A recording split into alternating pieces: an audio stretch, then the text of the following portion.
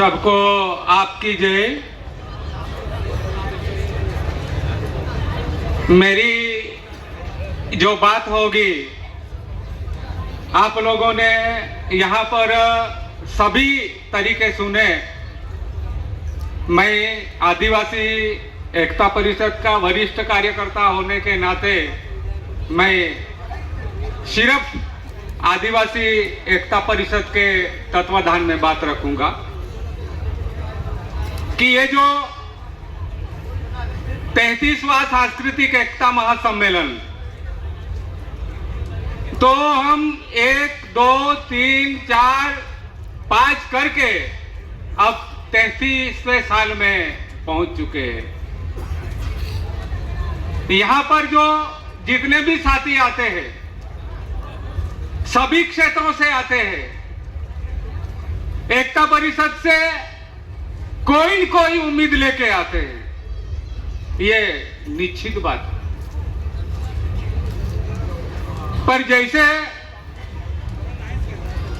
एकता परिषद जो चाहती है आप सब लोगों से, समाज को बचाना, कोई भी तरीके से बचाना, उसको राजकीय तरीके से बचाना। आप लोग यहाँ पर आए हैं, इसका अर्थ यह है कि आप एकता परिषद पे उम्मीद रख के आते हैं, ऐसे कोई नहीं आता है। तो मैं हमेशा ऐसे छोटे बड़े शेर से अपनी बात को चालू करता हूं कि इतने साल हो गए, हम कहीं कहीं बिखर गए, किसी किसी के हो गए, जिसके नहीं होना था उसके भी हो गए।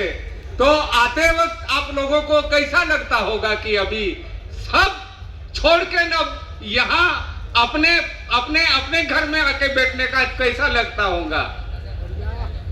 तो ये जो बात है, कई सालों से अपने इलाके में अनेक ऐसी विचारधाराओं का आक्रमण हुआ, जिससे हमारी जो असली पहचान है वो खत्म होने की तादाद में, या कोई खत्म ही हो गया है। इसके लिए जीरो पे आके खड़े हो गए स्थिति में भी हम लोग आ गए।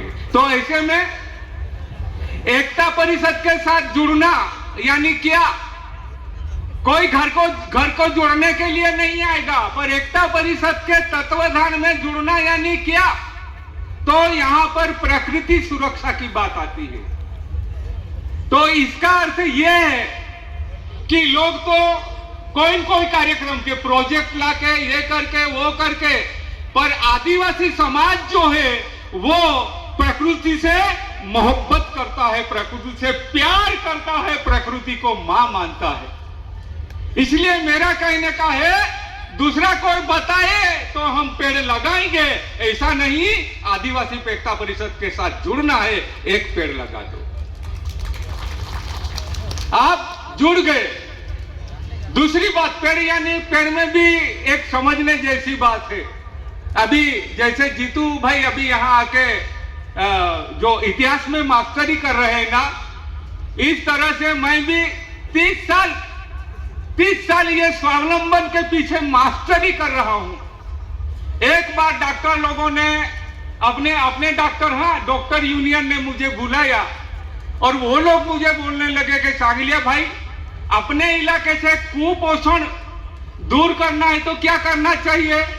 तो मैंने उनको बोला, दुनिया की तमाम कितनी भी दवाइयां आप आदिवासी पट्टे पे लाके देंगे, कुपोषण भागने वाला नहीं है। मैंने बोला मेरे पास तरीका है, वो ये तरीका है कि हमारे मनोज भाई ये पूरा पट्टा यहां से लगा के ठेठ नर्मदा तक अपने इलाके में कितनी 120 प्रकार की भाजियां हैं। बहने सुन ले, कितनी 120 प्रकार की भाजियां हैं, और उसको पकाएंगे तो उसका पकाने के तरीके भी अलग अलग है।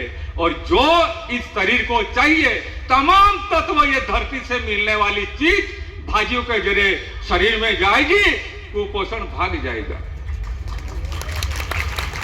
और रही फलों की बात, अभी अपने इलाके में फल सब खत्म हो गए हैं। तो मैंने बोला हमारे जो लोग हैं केले का ना नहीं जानता, अमरूद खाना नहीं जानता, सफरजन खाना नहीं जानता, और ये दुनिया वालों ने इतने लूटे हैं हम लोगों को कि हम केले भी नहीं खरीद सकते, अमरूद भी नहीं खरीद सकते। बाजार से जाते हैं पर हमारे खिस्से में कुछ नहीं होता तो खरीदेंगे कैसे?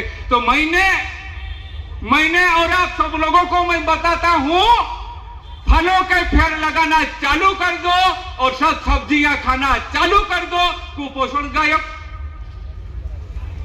कोई बाहर से भगाने के लिए आएगा तो नहीं जमेगा, नहीं तो धीरे धीरे हम टट्टू हो जा रहे हैं।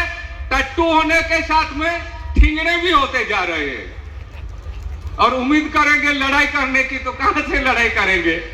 तो ये जो स्वावलंबन वाली बात है, स्वावलंबन। तो दूसरी जो बात है कि आप ये कार्यक्रम चालू कर दो। दूसरी बात है, अगर आपको आदिवासी एकता परिषद के तत्वाधान में रहना है तो इलाके की तमाम परंपराएं, यहाँ की अलग परंपरा है, हमारे यहाँ की अलग परंपरा, राजस्थान की अलग परंपरा है, झारखंड की अलग अलग परंपरा है। वो परंपरा को कबूल कर लो, कबूल कर लो अपनी परंपरा को। एकता परिषद के साथ जुड़ गए और एकता परिषद के तत्वाधान में आ गए। ये सिंपल बात है, पर कोई छोड़ने के लिए तैयार नहीं है, क्योंकि बहुत ऊपर चढ़ गए हैं। तो समझने जैसी बात है।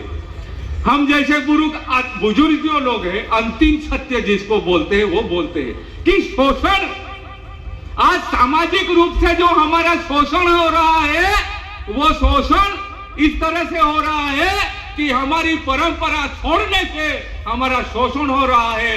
इसमें लड़ाई की जरूरत नहीं है, अमल की जरूरत है। मेन जो चीज है वो कोई नहीं बताता, अमल की जरूरत है। खाने में अमल, पीने में अमल, पहनावे में अमल, हर चीज में। जिस दिन आपने अमल चालू कर दिया, आप एकता परिषद के साथ जुड़ गए। ये बात है। ऐसी कई बात है कि तेरी गलियों में आने से आप लोग सब वही हालत में है कि तेरी गलियों में आने से दुश्मनी हो गई जमाने से। है कि नहीं? ये पूरी पार्टियां, पूरे पंथ, पूरे धर्म जा चुके हैं ना। तेरी गलियों में आने से दुश्मनी हो गई जमाने से, और तेरे कदमों में झुकने से दोस्ती हो गई जमाने से। देखो कैसे हम एक दूसरे से मिल रहे हैं।